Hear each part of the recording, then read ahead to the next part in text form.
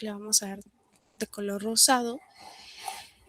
Tiene movilidad, tiene flagelos polares en los polos, como vemos aquí en las imágenes. En cuanto a letalidad, va a causar anemia grave. Y requiere también un diagnóstico rápido antes del uso del antibiótico. Se pueden preguntar, ¿y tenemos Bartonella en Perú, Daisy? Sí, tenemos Bartonella en Perú, tenemos en Jaén. De hecho, yo hablaba con un colega de Jaén, le decía que sí, por ahí tiene la oportunidad cuando viaje a Jaén, porque él vive por Amazonas, por Bagua, y a veces viaja a la Universidad de Jaén, que nos pase la muestra, porque actualmente no tenemos en San Marcos lámina de Bartonella. Si en algún momento alguien tiene la oportunidad de hacer su serum, tal vez por Jaén, ya saben, recuerden mandar una muestra para la doctora Elisa Pareja para sus prácticas, ¿no? Entonces, en cuanto a transmisión, su vector principal, y esto es importante recordarlo, es la luxomía. Entonces, se fue. Ya. Entonces, va a ser la transmisión por la picadura del mosquito del género Luxomia. La incubación usualmente de 16 a 22 días, ocasionalmente de 3 a 4 meses. Es endémico, está en los valles interandinos del Perú, aquí vemos toda la franja, ¿no? Ahí tenemos en Jaén, está en Ecuador y en el sudeste de Colombia. Ahí podemos recordar la famosa enfermedad de Carrión, ¿no?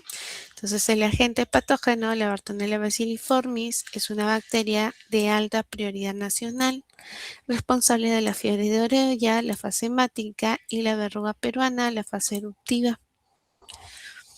Entonces, aquí vemos a la imagen de este vector, que ya lo deben de haber conocido por sus clases de parasitología. Y vemos aquí una imagen de la muestra clínica por venopunción. Entonces, en cuanto a endemicidad, está restringida a los valles interandinos de lo que es Perú y Ecuador. Es un vector que es un insecto hematófago de género Luxomia, ¿no? Su hospedero definitivo es exclusivamente humanos. El periodo de incubación, recordemos que es 16 a 22 días y hasta 3 a 4 meses ocasionalmente. Esta es lo que es la matriz clínica, las dos fases de la enfermedad, tenemos la fase aguda y la fase crónica. La fase aguda es una anemia febril, la fiebre de la orolla, y la fase crónica, que ya viene a ser a nivel histológico, no la famosa verruga peruana. Entonces, ¿qué síntomas vamos a tener? Vamos a tener fiebre irregular, anemia grave, linfadenopatía, casa generalizada, delirio. La gravedad también, que va a ser con alta letalidad. ¿Y cómo lo vamos a diagnosticar? Con el frotis. Entonces necesitamos hacer nuestro frotis, que ya lo van a aprender mejor en hematología, que vamos a usar una lámina biselada. Entonces debemos verificar que tenga, ¿no?, su cabeza, su cuerpo y su cola. El tiempo, también tienen que estandarizar el tiempo de la coloración para que puedan visualizar adecuadamente. Y en la fase crónica tenemos que va a haber una erupción dérmica, nódulos pequeños, como vemos aquí, dolores musculares, articulares. En cuanto a gravedad, tiene menor letalidad, tiene un impacto crónico. Y aquí ya usamos tejido, biopsia de la lesión para poder diagnosticar. Importante recordar que es nivel de bioseguridad es tipo 2. Siempre debemos tener cuidado de no reencapuchar para no tener una punción con una aguja de manera accidental. Entonces, prohibido reencapuchar. ¿Ya? Contacto con vectores infectados en laboratorio. Manejo de muestras altamente infecciosas, que podemos tener muestras con virus de hepatitis B, hepatitis C, el virus de inmunodeficiencia humana. Entonces, siempre usen sus guantes. Usen sus guantes, su mandil, su protocolo antiderrames, ¿no? lejía hipoclorito de sodio al 1%. En cuanto a la preanalítica, y esto es un punto importante, ya actualmente no solamente nos quedamos, que tenemos una fase preanalítica, una fase analítica y una posanalítica, sino hay literaturas en las cuales van a escuchar que hablan de una preanalítica y una posanalítica. Incluso podemos ir más allá, es decir, actualmente ya no solamente se habla de todo lo que estudiamos, sino también empezamos a hablar en cada una de las áreas del laboratorio sobre calidad. Y cuando hablamos de calidad en laboratorio clínico y específicamente en microbiología, vamos a hablar de una norma internacional que es la ISO 15189. Esta norma es específica para los laboratorios clínicos. Eso quiere decir que el área de microbiología tendría que garantizar su competencia técnica, idealmente bajo esta norma. Ojo que en Perú es opcional, pero existen países como Francia, Germania, donde es obligatorio. Entonces, en la fase preanalítica, uno tendría que enfocar a cumplir cada uno de estos requisitos de la normativa para poder garantizar brindar un servicio de calidad a nivel preanalítico. Y este diagnóstico exige seleccionar la muestra adecuada según la fase clínica del paciente, una bioseguridad requerida de nivel 2. Vamos a hablar 1 en sangre periférica como principal fuente analítica. Entonces ahí vamos a tener nuestro frotis directo. Recuerdan que, por ejemplo, en una de las prácticas hicieron punción capilar, ¿no? Hubo una punción a uno de sus compañeros, a ver, aquí recordando, bueno, con las mascarillas y que no todos tienen fotos ya. Yo recuerdo, creo que fue Andy, me parece, me corrigen por ahí, en el cual hicieron la punción en el pulpejo de dedo. Entonces, eso es una forma de realizar, ¿no? Entonces hacen la punción, hacen su frotis, pueden hacer su frotis. La otra forma sería que ya cuando toman sangre en bioquímica seguramente han hecho la toma de muestra de sangre en los brazos, y ahí es importante recordar algún aspecto. Vamos a poner el recorte. Entonces, ¿qué debemos de recordar aquí?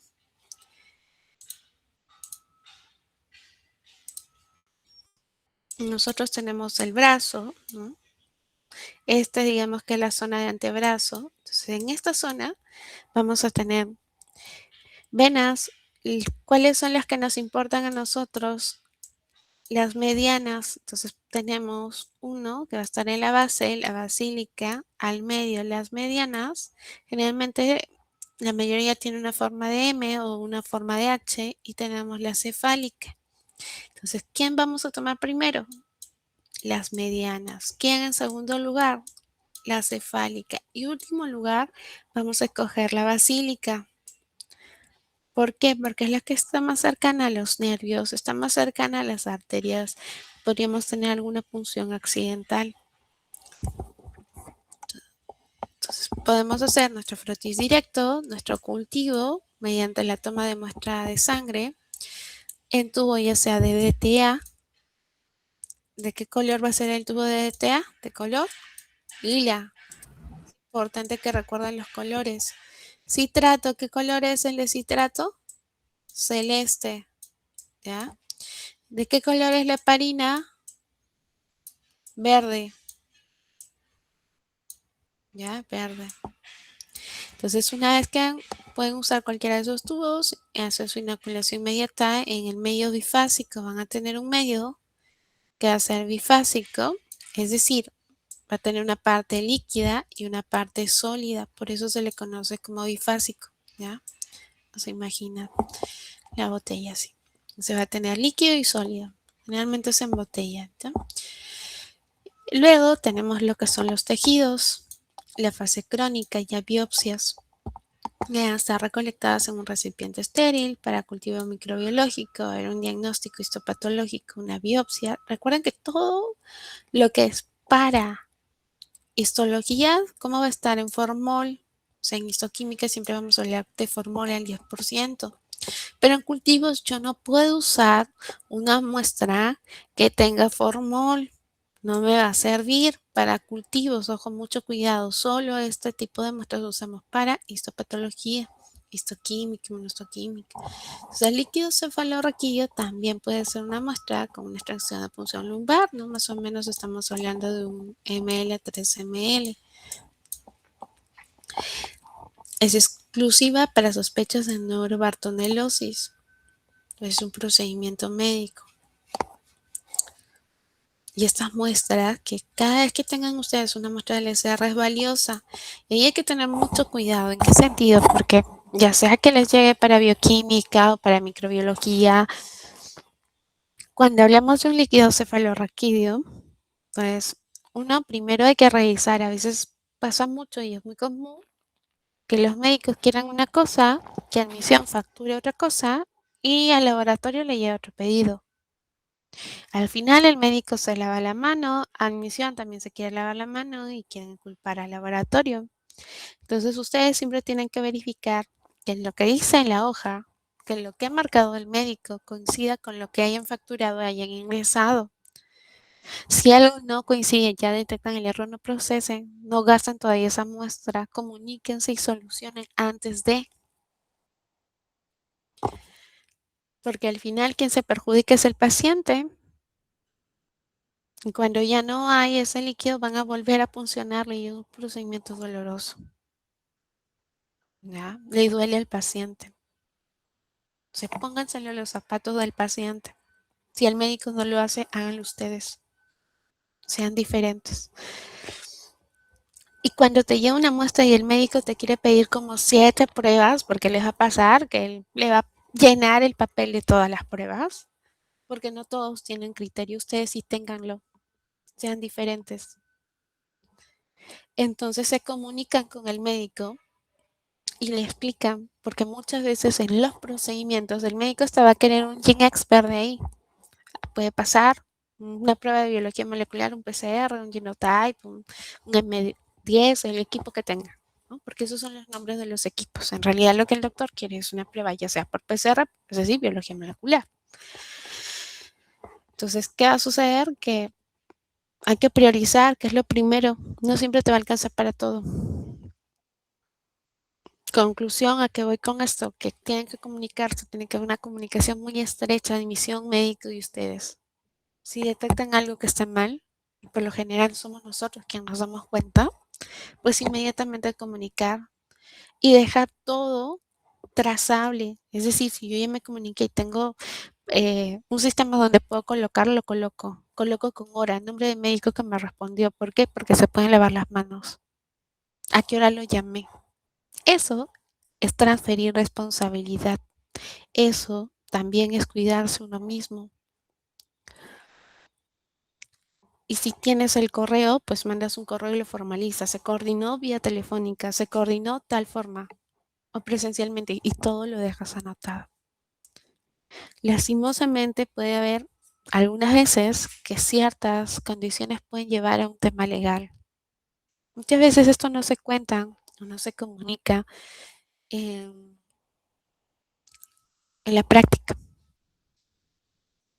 Y yo les comento esto desde mi experiencia, porque tengo experiencia en la parte asistencial, así también como experiencia en la parte comercial, ¿no? Y en la parte también de investigación y de calidad. Entonces les comparto este background que tal vez ustedes, mm, quizá algunos sí les llamen la atención, otros no, pero les va a servir porque afuera no es tan bonito cuando salgan. Afuera no es tan sencillo como uno lo ve en la universidad. ¿Ya? Así que mucho ojito, mucho cuidado y siempre hagan las cosas bien. Entonces, cuando hablemos de biopsias de lesiones, hablamos de una extracción en fase verrucosa. Tenemos una imagen, ¿no? Primero tiene que haber una asepsia, tiene que haber lo que es la infiltración, limpiar 3 a 4 centímetros alrededor. Una vez que hemos hecho la limpieza, ya empieza la infiltración de 0.5 ml de silocaína al 5% sin epinefrina en la base, en la dermis. Y luego, paso 2, con el sacabocado, se hace un punch. Se usa el diámetro adecuado, número 3 o número 8. Se ejerce presión rotatoria suave hasta alcanzar el tejido celular subcutáneo, el TCSC. Y luego, como vemos en la imagen, se extrae, se retira con una pinza. Y paso 4 ya empezamos a dividir, lo podemos dividir en dos partes, uno con frasco con formol para lo que es patología, ¿no? Y la otra mitad, un frasco estéril para cultivo. Entonces, reglas críticas de transporte y conservación. Importante que la muestra debe ser fresca con un máximo de 7 días desde su extracción. En agua de cañón a temperatura ambiente la bacteria sobrevive hasta 7 días. Es altamente sensible al calor. 2. Tratamiento previo. Estricta ausencia de tratamiento antimicrobiano, o sea, no deben de estar tomando antibióticos para que puedan desarrollarse en el cultivo. Ya vieron en el urocultivo, va recordando en el urocultivo para ver si había presencia de antibiótico. ¿Qué prueba se hacía? ¿Quién recuerda? Le puede escribir por el mensaje. ¿Qué prueba hacíamos para ver presencia o ausencia de antibiótico en el urocultivo? ¿Cómo se llamaba la prueba? ¿Nadie recuerda? ¿Cómo se llamaba la prueba?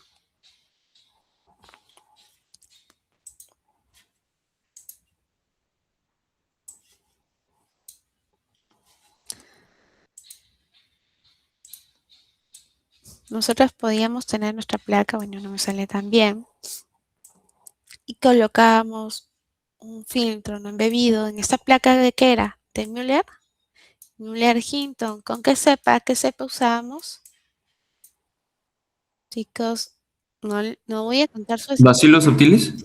Muy bien, gracias Jonathan, el Bacillus subtilis, ¿no? Y entonces nosotros colocamos y que íbamos a ver si es que teníamos una presencia de un halo. ¿Qué decíamos? El consumo de antibióticos. Muy bien, que había presencia de antibióticos, ¿no? Esa prueba nosotros lo conocíamos como par test, ¿no? El par test, ya lo escriben completo ahí ustedes, par test. Entonces, el protocolo de desinfección con alcohol, ¿no? Al 70%, hipoclorito de sodio al 1% y formol 2%. Recuerden que suele ser sensible a ello, ¿no? Protección de la evidencia, y esto no solamente es para microbiología, esto es generalmente para todo, ¿ya? Para bioquímica, para inmuno, para hemato, para micro. Entonces hablamos de un triple embalaje. Tu contenedor primario, que lo tenemos aquí, por ejemplo, no envuelto individualmente en papel absorbente. Tu contenedor secundario. Y finalmente tu contenedor terciario, ¿no? Aquí tenemos la imagen primario, secundario y terciario. Entonces, en el contenedor terciario vamos a tener la caja térmica con hielo seco o bloques de refrigerantes. Y en la parte externa debe estar etiquetado, ¿no? Con el símbolo de que es material infeccioso y también cómo están las muestras. Por ejemplo, ponemos la fecha, si es algo frágil. Esto es como realizamos el Frotix. Idealmente usar lámina biselada, eso lo pueden comprar en Emancipación. Entonces esta lámina biselada debe de chocar con la gota y esta gota tiene que extenderse en todo, ¿ya? Tiene que estar extendido en todo. Una vez que está extendido todo, procedemos a hacer el Frotix. Debemos tener entonces una cabeza, un cuerpo y una cola. Entonces más o menos una imagen, esto sería como la cabeza, esto sería como el cuerpo y esto la cola. Idealmente dejar secar a medio ambiente, ¿ya? No usen calor, ¿por qué? Porque va a destruir a la Bartonella.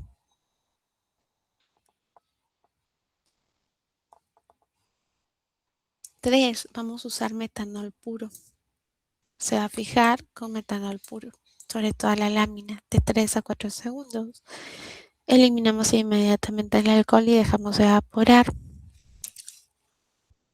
Aquí tenemos una imagen, una gota de tamaño exacto, más o menos a la gotita similar de una aguja hipodérmica. Obtenemos 5 ml de sangre antes de administrar antimicrobianos. Vemos aquí esta imagen, ya una gota demasiado grande o gotas muy pequeñas, o si vemos ahí estas astillas. Entonces hay que tener mucho cuidado. Si usamos láminas portaobjetos reutilizables, hay un detalle que si no las enjuagamos bien, estos detergentes van a alterar la tinción de llanza. Entonces, idealmente usamos láminas nuevas, desengrasadas, para que no nos suceda este tipo de situaciones cuando están grasosas. ¿Cuál es el estándar de oro? La tinción de llanza. Recordemos que la tinción de llanza es un derivado ¿de qué? Del Romanowski. Unas son tinciones derivadas del Romanowski. Tenemos a llanza, tenemos al RAI, que ya lo van a conocer más al RAI cuando vean hematología. No sé si están llevando ahora hematología. Entonces, fijación absoluta. Aquí vemos la imagen.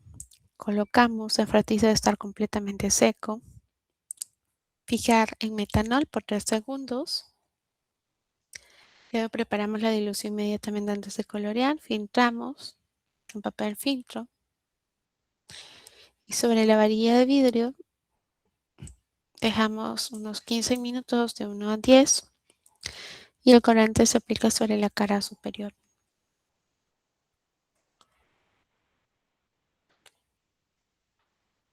La ventaja de usar, por ejemplo, lámina invertida es que evita que los precipitados caigan sobre la muestra. Y la eficiencia es que el colorante puede ser reusado hasta 3 veces. En cuanto a la fase analítica directa, aquí dice, por ejemplo, que es derivada del Romanowski, como les comentaba, ¿no? La llanza es un derivado del Romanowski. Vas a tener una solución madre de 0.05 con un tampón a 0.95. Uno de los puntos de la diferencia entre el Yensa y el RAI es que el Yensa, como vimos antes, usamos metanol. Entonces, primero la lámina fijada, en este caso con metanol, la solución de trabajo de Yensa o Leishman. Incubamos 15 a 20 minutos, descartamos colorante y lo lavamos. Entonces, vamos a tener una fase de secado inicial, una fase de fijación, metanol puro 3 segundos, una fase de dilución y filtrado del colorante. Luego lo colocamos al Yensa, luego lavado y secado al final. Esto sí es importante. Incluso el mismo RAI, si ustedes no lo filtran, van a ver que se va a formar como una placa arriba y al final van a tener precipitado. Entonces sí es importante que lo filtren.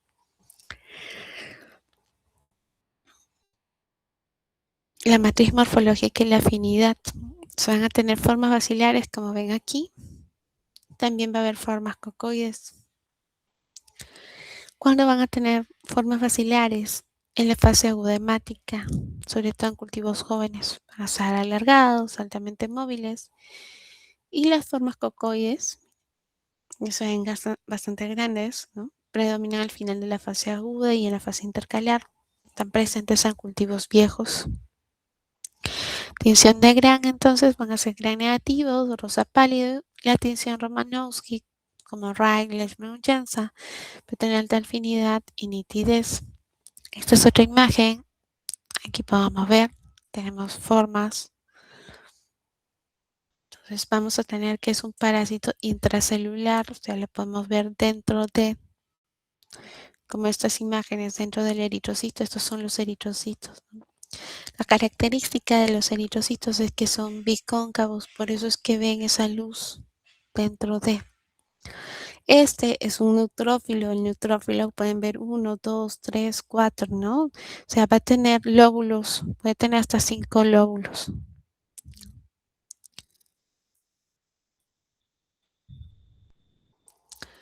Luego también van a tener a los monocitos. Entonces, este parasitismo que es intracelular, como vemos aquí dentro del glóbulo rojo, va a estar en formas cocobacilares o bacilares. y vamos a tener el fenómeno de esocleas, que son grandes masas de bacterias que pueden estar de manera extracelular agrupadas. Aquí vemos, por ejemplo, imágenes. Están fuera, están agrupadas, que van a estar debido al entrecruzamiento de sus múltiples flagelos. Y vamos a tener también bacterias aisladas, formas resultantes de la reciente división celular, caracterizadas por carecer temporalmente de flagelos. Podemos tener algunas aisladas. ¿Qué es lo que se recomienda? Evitar falsos positivos fructíferos demasiado gruesos, precipitados de colorante o confundirlo con células que presentan el núcleo coloreado, como los cuerpos de Howell-Jolly. Entonces hay que tener cuidado. Hay una diferencia entre lo uno y lo otro. Los cuerpos de Howell-Jolly, tú no vas a ver así varios, o sea, no sale mucho. Por ejemplo, puedes ver dos puntitos, ¿no? Entonces hay que tener mucho cuidado de no confundirlo con cuerpos de Howell-Jolly. Morfología de Bartonella. Las formas bacilares, aquí vemos, ¿no? Son bastones, rojizos porque son gram negativos o algunas veces violetas. Vamos a ver que van a estar separados o agrupadas masivamente dentro del matíe. Las formas cocobacilares o cocoides, ¿no? Van a ser puntos circulares u ovalados, frecuentemente encontradas en pares o cadenas. Entonces, esto es una diferencia, por ejemplo, de los cuerpos de Howell-Jolly, ¿no? Los cuerpos de Howell-Jolly tú no vas a ver en cadenas, pero en las Bartonelas sí vas a ver en cadena. Entonces, hay un desafío de la forma cocoide porque hay falsos positivos, o sea, algunos incluso le podrían confundir con el punteado basófilo, pero hay mucho cuidado, el punteado basófilo es más fino. Es bastante fino, a diferencia de las formas cocoides, ¿no? Van a ser un poquito más grandes, no son tan finas, son más gruesas. Precipitados del colorante. Podríamos ver precipitado, pero precipitado no tiene forma, es algo más deforme, ¿no? Entonces hay mucho cuidado, no vayan a confundir los precipitados y vayan a pensar que están mucho en una Bartonella. Los cuerpos de G, que son inclusiones de hemoglobina desnaturalizada, o los reticulocitos, que son células inmaduras donde el núcleo se colorea. Es ahí hay que tener cuidado. Es muy diferente un reticulocito de una Bartonella. Entonces hay un error también de preparación cuando tu frutizo está grueso. Entonces el frutizo con demasiado sangre hace tener una coloración excesivamente oscura y al final no vas a poder visualizar bien. Tu frutiz debe ser delgado, no debe ser grueso. ¿Cuál va a ser el algoritmo de búsqueda? Vamos a buscar a 100x entre el cuerpo y la cola. Y esto es generalmente para todos. Así cuando hagan hematología, igual, ¿dónde van a leer? Cuerpo y cola.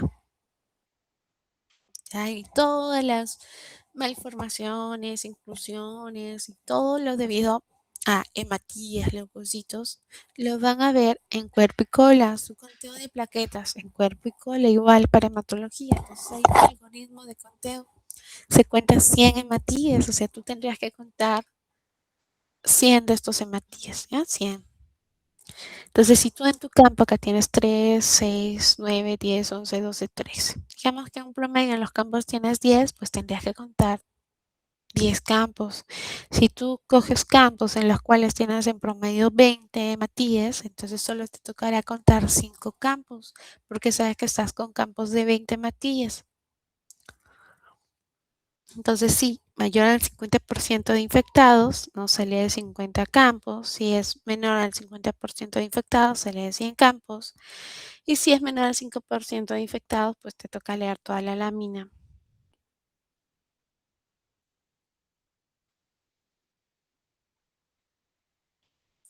¿Qué pasa si solamente encuentras un hematíe con forma cocoide? Pues uno es ninguno. Pero si ya encuentras uno, revisa toda la lámina. Y si no encuentras nada más, muy probable que sea un artefacto. Examen microscópico, ¿no? Examina la densidad general de infección en los hematíes, aplica el algoritmo que vieron en la diapositiva anterior. Reporte final debe especificar explícitamente las formas bacterianas predominantes, no la bacilar, cocobacilar, la cocoide.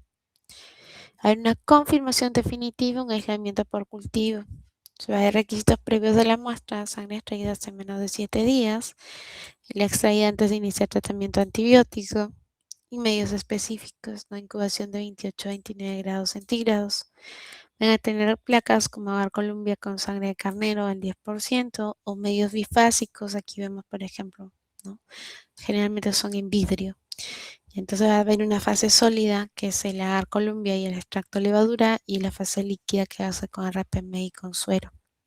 Entonces, cada vez que escuchen bifásico van a pensar en sólido más líquido. Esta es una línea de tiempo de rendimiento. Tenemos semana 1, semana 2, semana 3 y hasta la semana 4. Esta es la fase analítica de aislamiento, que es selección de medios de cultivo. Entonces, tenemos el Bartonella bacilliformes, que es un agente patógeno exigente, que solo va a desarrollarse en medios altamente enriquecidos con sangre, plasma, peptona o con triptosa. Entonces, por ejemplo, el agar sólido. Entonces, tenemos el agar Columbia con sangre de carnero al 10% en placas Petri. Y aquí vemos este medio bifásico, ¿no? Tiene la fase sólida y por aquí va a estar la fase líquida, por ejemplo, en esta imagen, ¿no? La fase líquida con fase sólida. La fase sólida ya la habíamos visto: agar Columbia con sangre de carnero al 10% más extracto de levadura, y la fase líquida, que es el RPMI, que va a estar suplementado con suero fetal bovino, ¿no? O puede ser también un VHI, una infusión cerebro-corazón. Entonces, ¿cuál es la estrategia preanalítica? Lisar los hematíes mediante centrifugación para liberar bacterias. A ver, parámetros de incubación, idealmente que esté entre 28 y 29. Regla de exclusión, recuerden que la bacteria no desarrolla 37. Aquí pueden ver las imágenes, ¿no?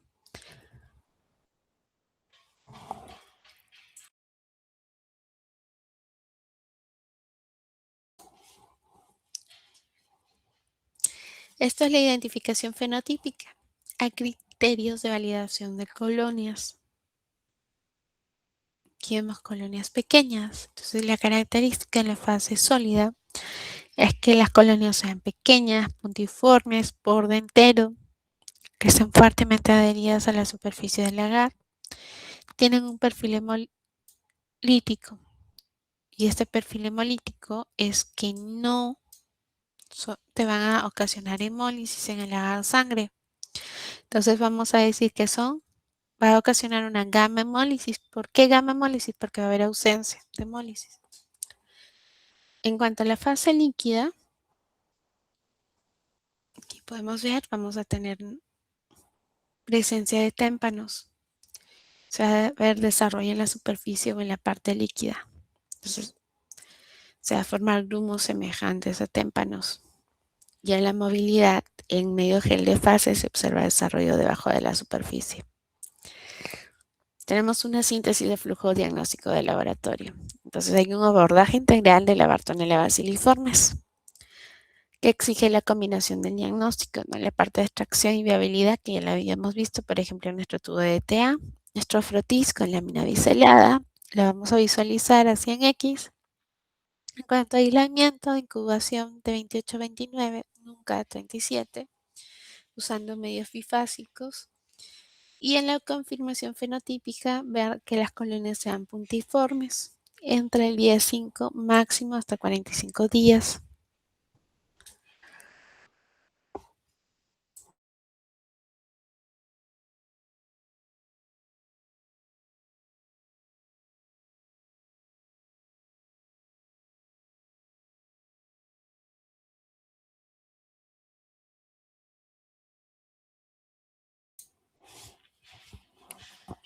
Entonces vamos a tener una sospecha clínica: fase aguda, fiebre de la rodilla; fase crónica, verruga peruana. En la fase aguda, ¿qué vamos a usar? Sangre periférica, sangre total, ¿no? Tubo de ETA.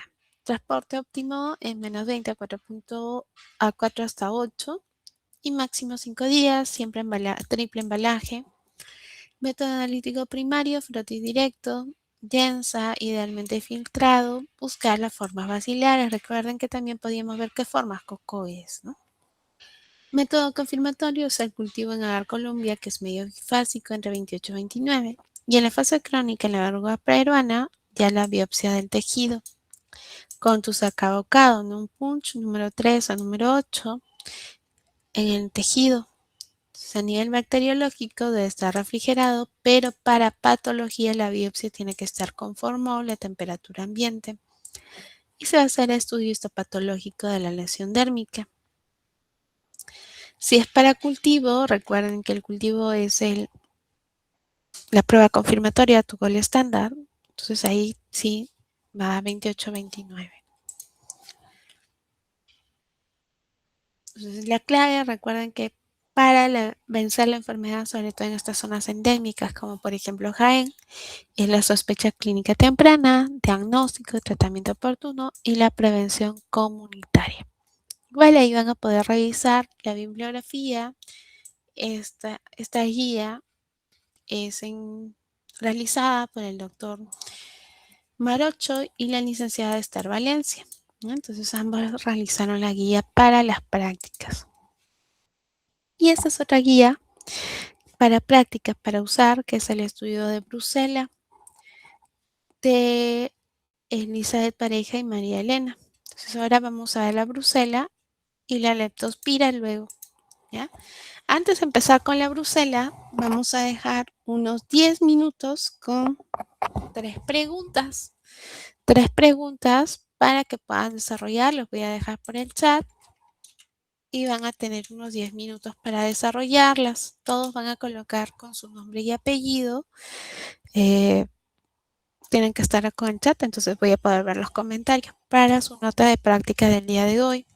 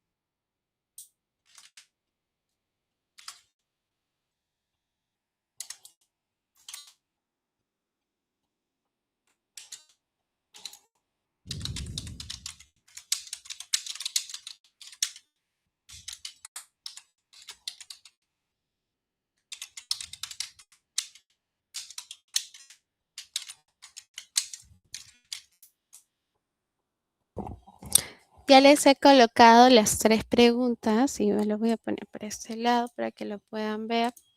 Estas son las tres preguntas que están en el chat. Voy a fijar esto, el mensaje. Acá también voy a fijarlo. Este está fijado y este está fijado.